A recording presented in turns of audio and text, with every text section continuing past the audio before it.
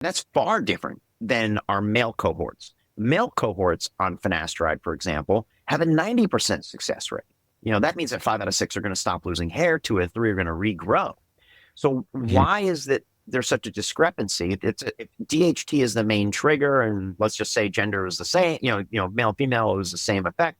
Why is this same treatment so much more effective in men and not as effective in women? It's because the women have all of these other factors going on that are degrading the functioning of the hair follicle. There's just many more things that can go wrong, it seems, or the follicles are just more sensitive to those things that are happening in the body. How would you then stack rank some of the things that men and women can do to work on their hair at home? Are there any therapies or drugs or supplements or ingredients that you find either the most promising from data or from anecdotes?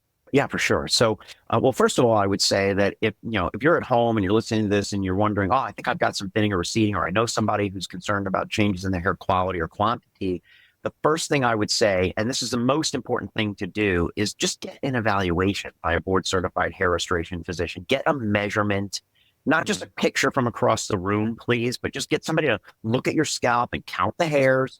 Hopefully it's it's an AI powered microscope, but